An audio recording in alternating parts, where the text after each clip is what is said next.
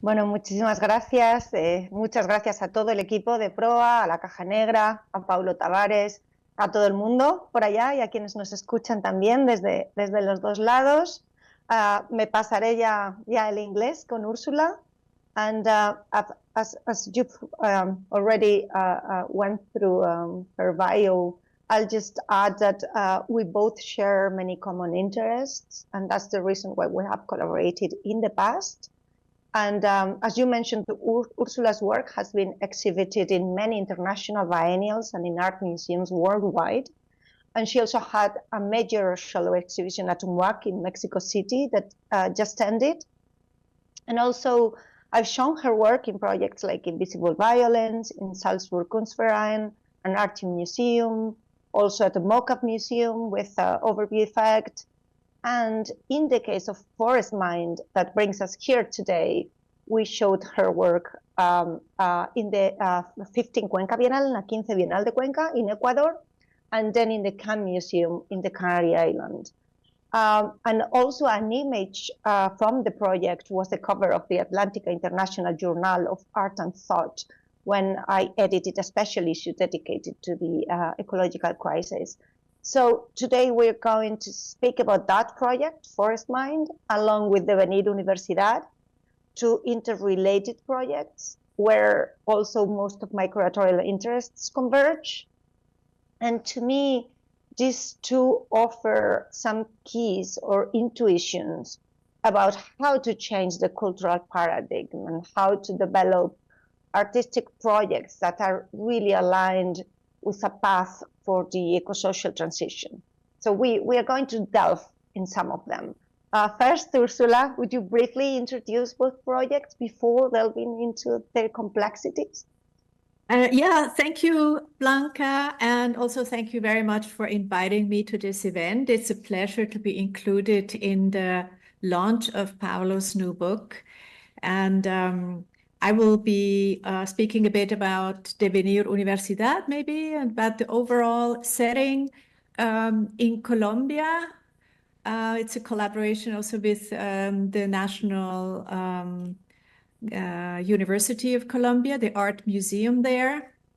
And from the onset, what became very apparent for me in Colombia is that the colonial conquest and natural science share a common history in this geography. They boosted each other and they shared a common idea of discovery and exploitation.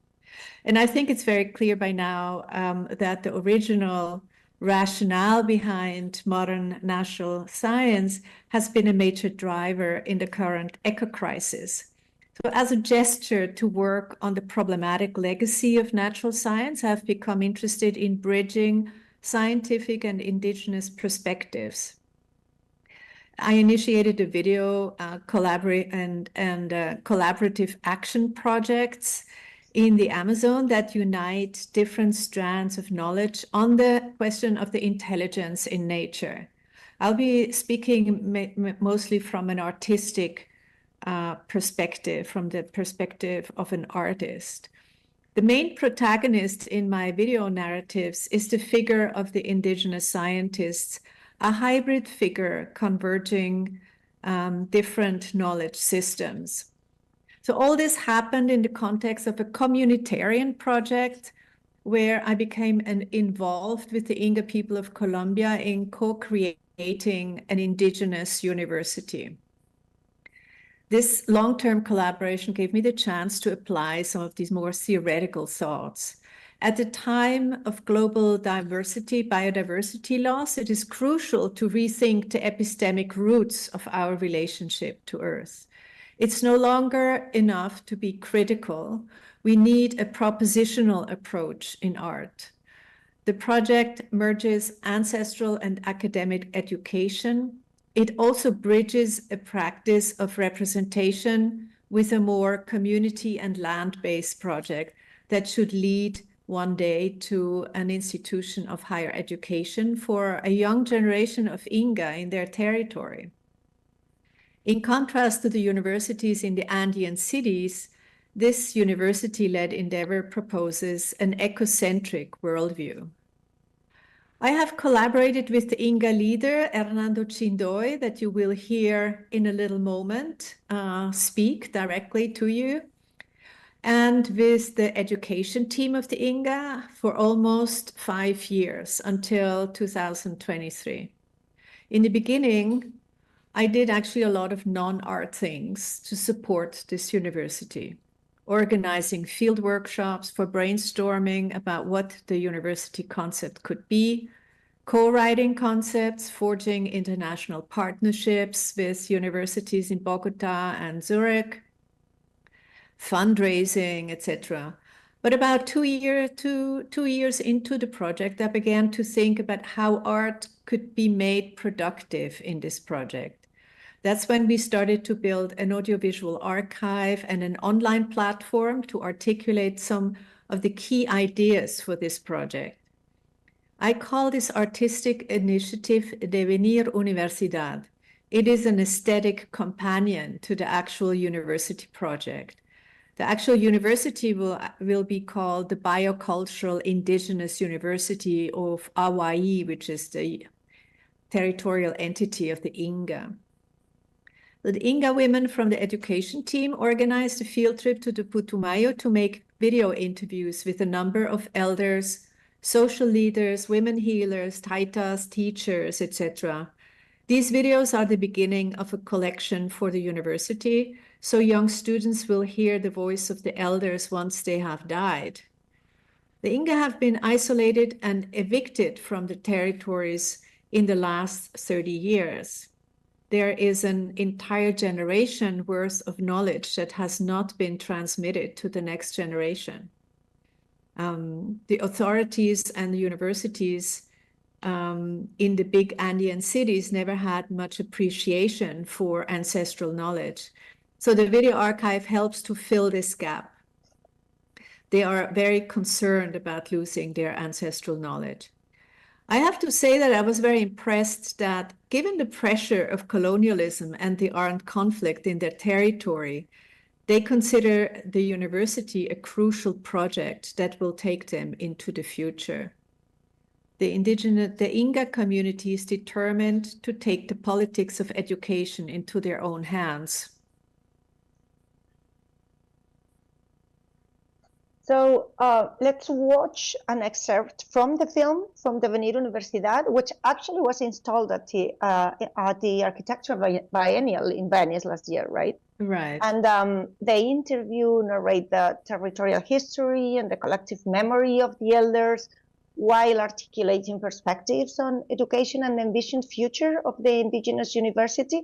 And let's watch also right afterwards a short clip of Forest Mind as well. Let's make it easier, so we put the two videos together. Yeah, the second clip is giving the floor to Vaira Hakanamihoy, who is an important leader of the Inga in terms of education, and she speaks quite interestingly about epistemic justice. So I thought that would be cool to see her too. So let's see these two films then we go on. Thank you.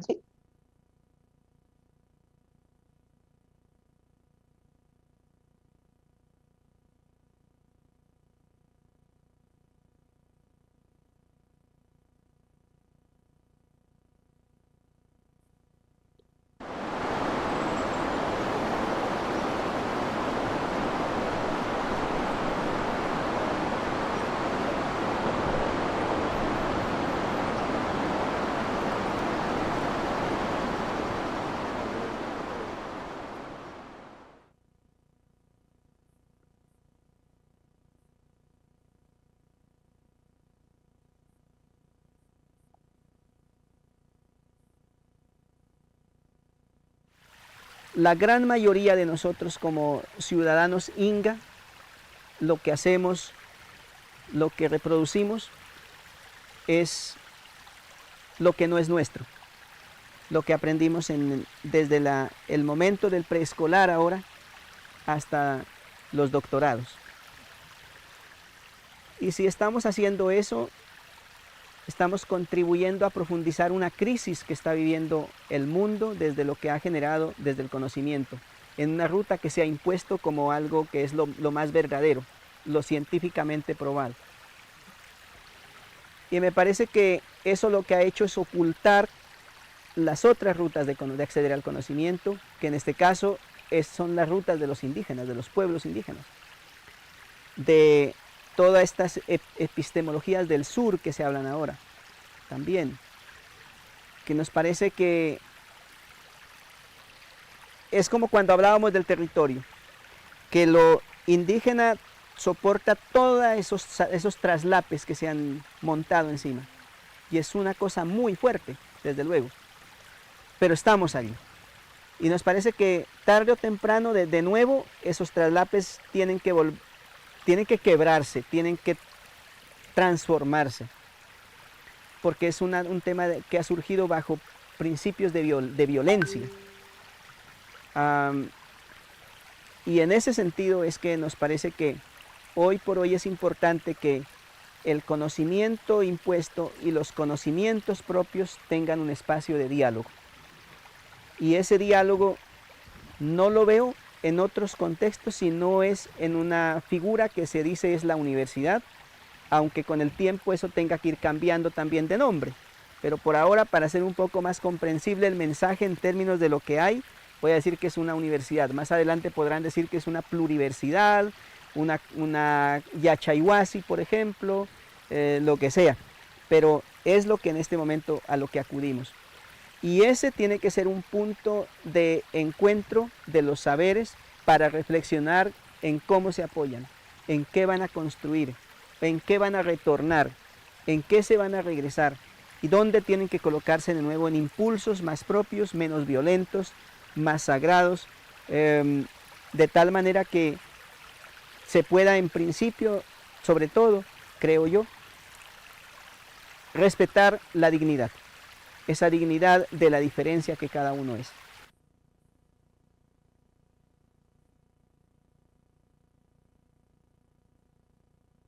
En principio, unir al pueblo. Yo creo que hay que unificar el pueblo en principio. Esa es la gran tarea de la universidad. Además que se vuelve en una columna vertebral de la existencia del pueblo como tal. Porque primero va a tener dos funciones en principio, o no sé si así como funciones o como caminos, como dos espacio-tiempos. Por un lado, hay que reafirmarse en el ser inga.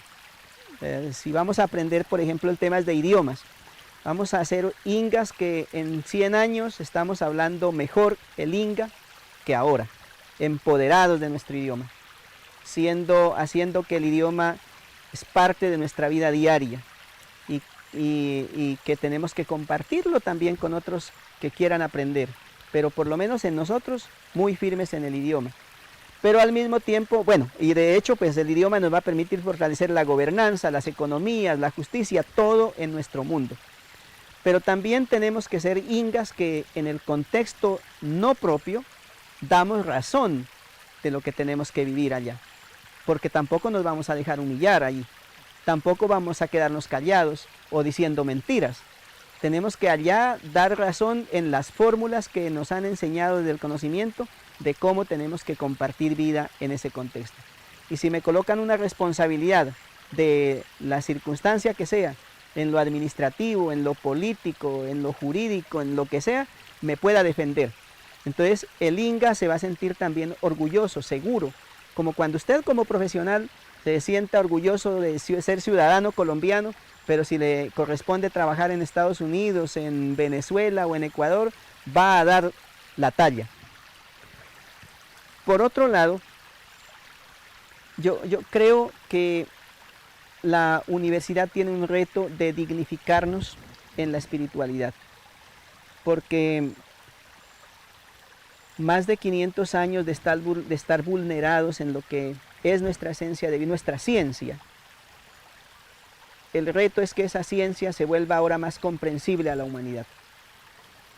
Y entonces allí va a posibilitar, ¿no? Desde luego, y como ya lo está haciendo, encuentros con otras universidades también antiguas en el mundo, que permitan tener esos diálogos con altura. Parece que ese va a ser una oportunidad y un espacio para eso.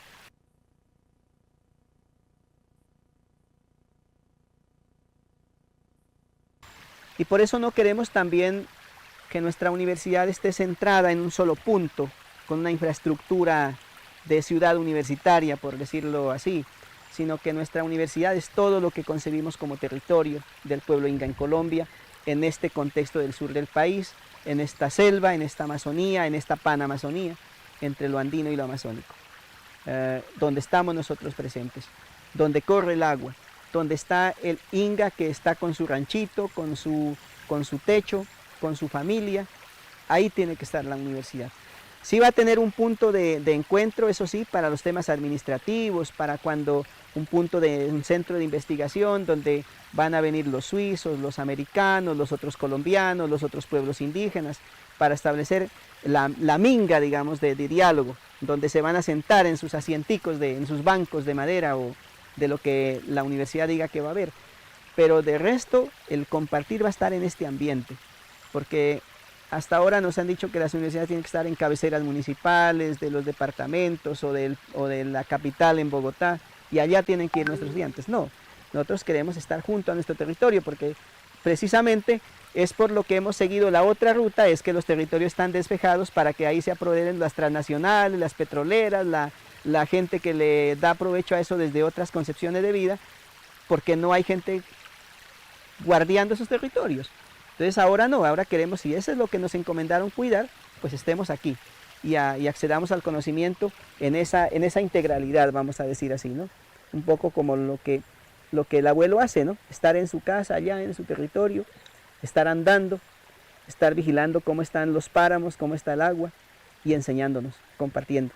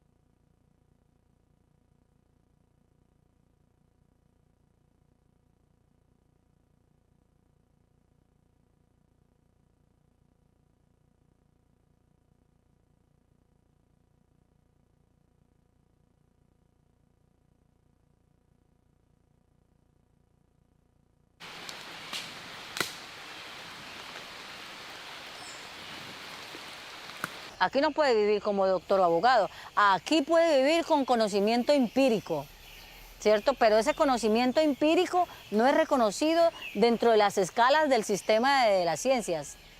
Entonces, ahí ya hay un desequilibrio a nivel de reconocimiento y de justicia, con la norma, con la realidad. Entonces, ahí es donde empezamos a hablar sobre sujeto-objeto. Los empíricos son los objetos, ¿cierto? No son sujetos, no son reconocidos como sujetos, son los objetos. Entonces, ahí tampoco hay justicia. Y los abuelos siempre han dicho, el reconocimiento en nosotros como realmente expertos, porque son los expertos. Uno dice, ¿quién se inventó químicamente dos plantas que el chagropanga y el yagé estuvieran juntos, ¿cierto? Para que la combinación de estas dos pudiera usted volar a otro mundo o trasladarse a otro mundo. ¿Quién investigó más al bosque que un biólogo? Un anciano. Esa es la dinámica de la justicia, de entender este conocimiento en un marco, en un plano, digamos, de las ciencias. Yo digo de las ciencias.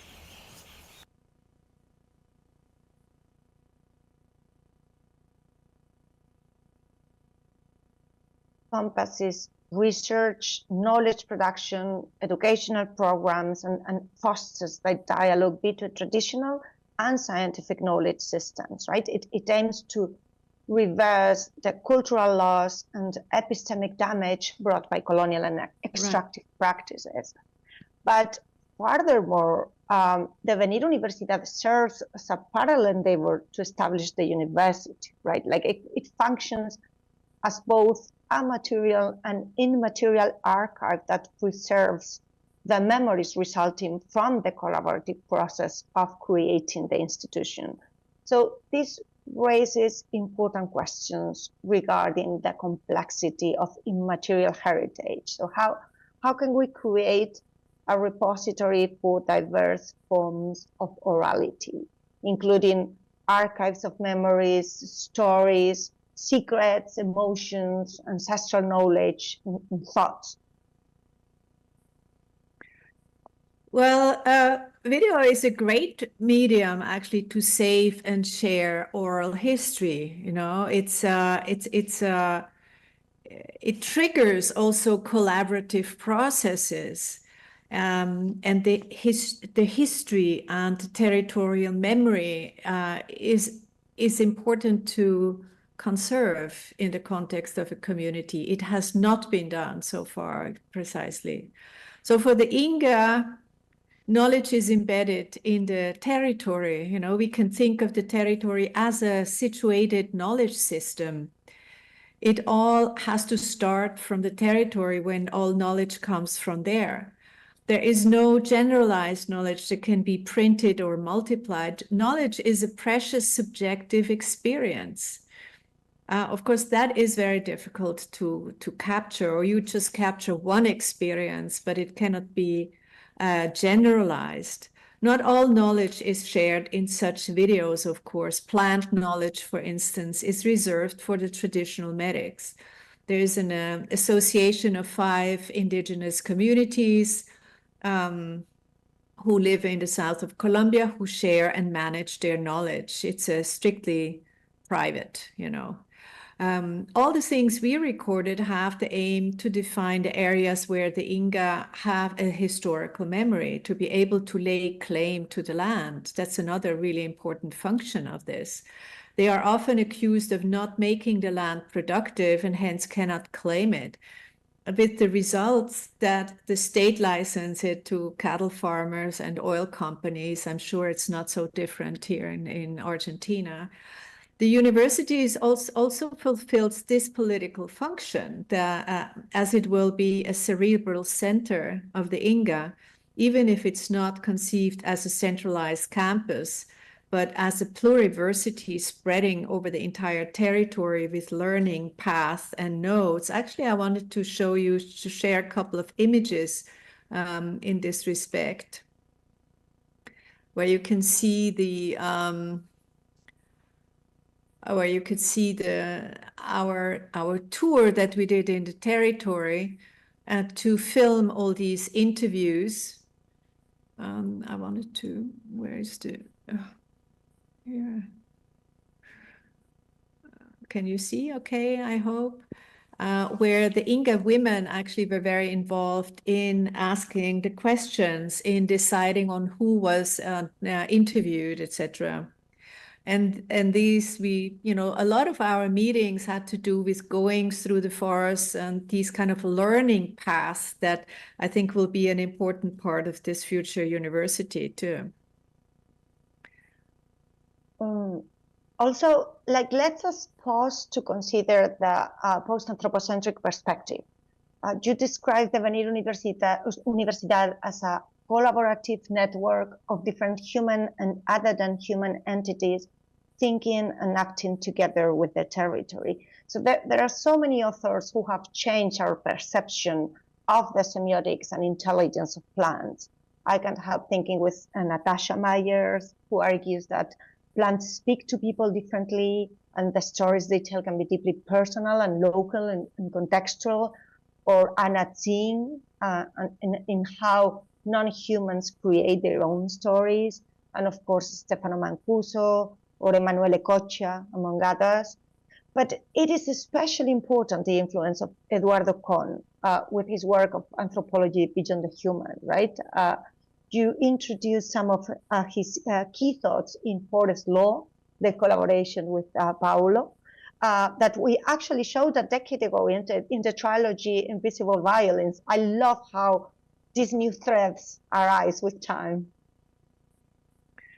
Yeah, let me show you maybe a kind of an installation view of forest law here at the Matba in Muac, in Mexico City. It's true that project worked a lot more along those lines. Forest law is mostly about the territorial struggles of indigenous people in Ecuador who defend their land against foreign resource exploitation. They do this on the basis of the rights of nature. Paulo and I looked at 3 paradigmatic legal cases where the forest is the main protagonist. Personally, I was also getting increasingly interested in asking questions about indigenous cosmologies and the cultural meaning the forest has for them as a place of recreation and psychic regeneration, for food and education, and not last, a place where they get in contact with the spiritual dimension of the forest. In that sense, How Forests Think by Eduardo Kohn was really important. But that book was brought to my attention only after we came back from our field trip. Kohn speaks about how evolution is a form of intelligence and that life is semiotic as a form of non-verbal practice of meaning-making and representation. So I'm borrowing his words in the voiceover in Forest Mind. I wanted to play it in the video, but I can just read it. It's easier. The forest lives and thinks. We humans are not the only ones who interpret the world. All living beings do. They continuously interpret and represent the world around them. Life is semiotic. Living selves are the outcome of the evolutionary process of fitting their environment. So, Devenir Universidad is based in a communitarian process, as I mentioned, starting from a practice-based epistemic culture. It's not so much about theorizing in the Western academic style. The territory is alive, sentient, cognitive, and intelligent, and from this premise, you can start to interpret and generate knowledge about the world. This is pretty much the basis of Devenir Universidad. So exactly, it's not much about theorizing. So I really appreciate that your approach is pragmatic, which does not diminish the significance of cultivating new imaginaries. On the contrary, this approach emphasizes the necessity of thinking through action and constructing knowledge from praxis based on those often overlooked imaginaries.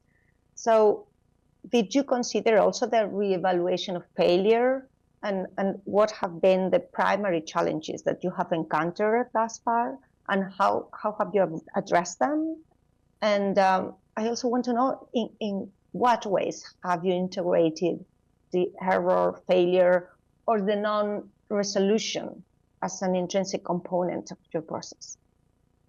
Yeah, I cannot say it was an easy process, you know. I mean, I have left the university project in spring 2023 because I felt that I could no longer be useful for it.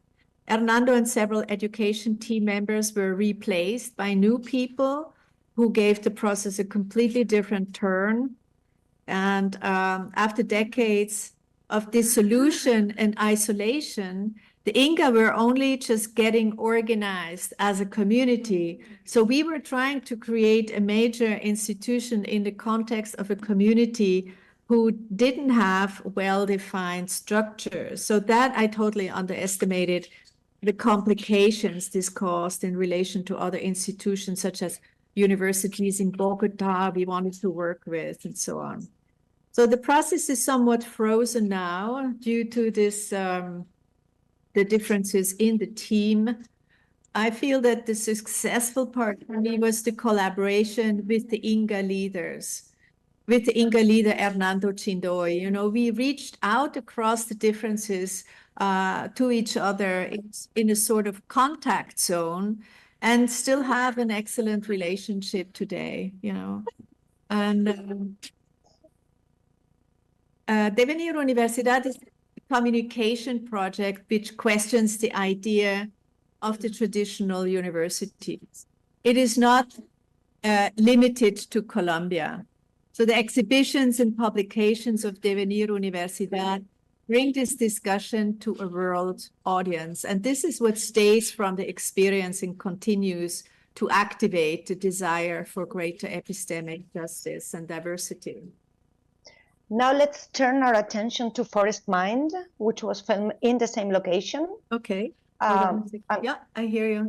The project unifies also various strands of knowledge concerning the metaphysics of plants, plant-human relationships, and the modes of information storage inherent in life forms. So drawing up on both scientific and shamanic perspectives, the video adopts an ecocentric worldview in its search for the intelligence of nature.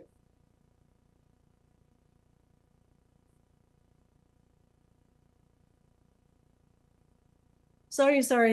Yeah, sorry. I'm back. I saw you were with Caramel. Caramel has a problem. So you were asking about Forest Mind, right? Just synthesize it a little bit about how it unifies all those strands of knowledge, and it draws both from scientific, shamanic perspectives, and so on. Yeah, I mean, Forest Mind is my own artistic research that emerged from this long-term collaboration with the Inga. I'm using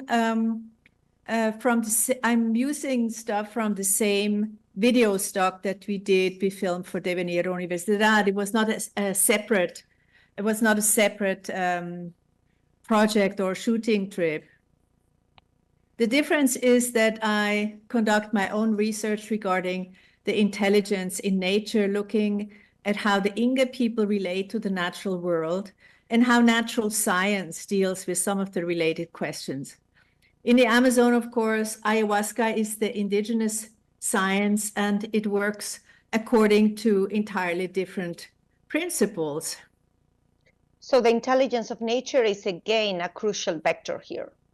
Yeah, my primary reference for Forest Mind is actually Jeremy Narby's writing, The Intelligence in Nature, and above all, The Cosmic Serpent, where he puts forward a bold thesis about the role of DNA in the vision of indigenous people in the Amazon. The thesis that he adopts is DNA, the code of life, nested in every living cell, are quantum. They emit light waves in the low visible light range called biophotons. And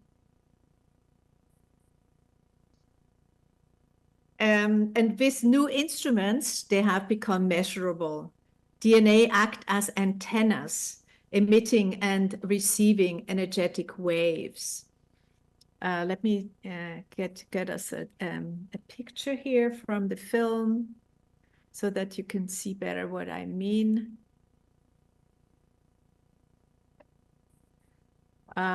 This is actually an installation from Devenir Universidad. That's how it looks in the art space. So Amazonian medics have become masters of interacting with this energetic part of DNA, which they sometimes call spirits. This is the speculative thesis of Jeremy Narby. In their practice, Taitas become transmitters for the light signatures proliferating in the living world. They interact with the mind spirit inherent in all existence. The master plant has a mind. It also has semiotic agency and intention. When ingested, the plant evokes a feeling of social belonging and trust within a social group. It is a psycho-integrator plant, mediating a fully embodied thinking, feeling, knowing, imaging. It is a thinking with earth. The plant-induced state is whirling a community of people, not all of whom are human. It is mediating a collective experience of mutual responsibility that is bringing the Amazonian people together and binding them to the land.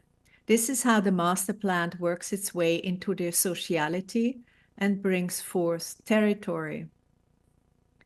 Most research done on ayahuasca focuses on how the plant impacts the human brain. I was actually interested a lot more in what the plant actually wants, its intention. And this idea that plants have intention is completely outside the limits of scientific thought. But with the discovery of DNA in the 1950s, modern science has also become aware that there is an underlying order that connects all life. So I decided to pursue this strand of thought.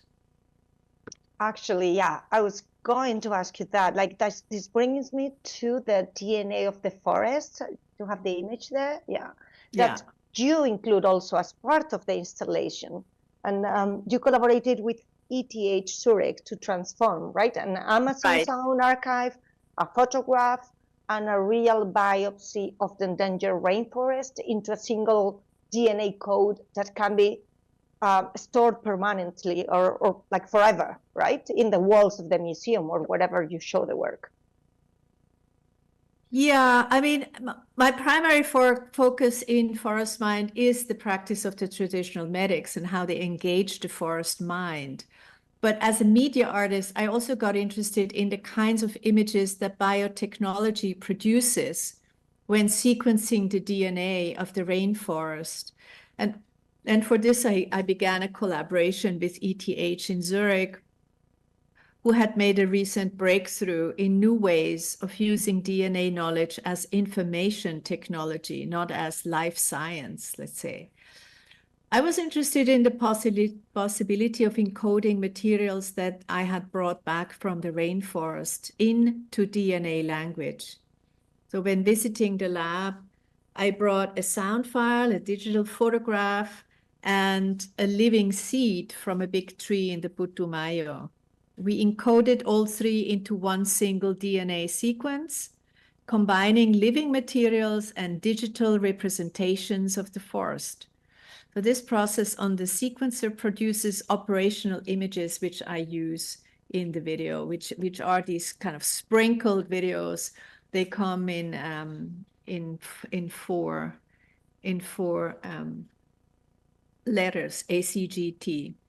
So what interests me here is to correlate three forms of image making: the luminous aspect of biophotons, the fluorescent images of ayahuasca-induced visions, and the light-based work of video making.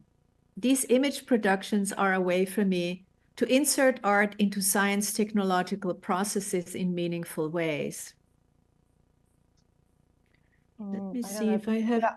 You have some images, maybe? Yeah, I have. I wanted to move on to the next image, but it doesn't... Sure. And I have just one last question, because I think we have to start. We are out of time. So just one last question. I think there is like a potential tension, which is like the question of the hegemony of the North, right? We both, being white Europeans working extensively in the global South.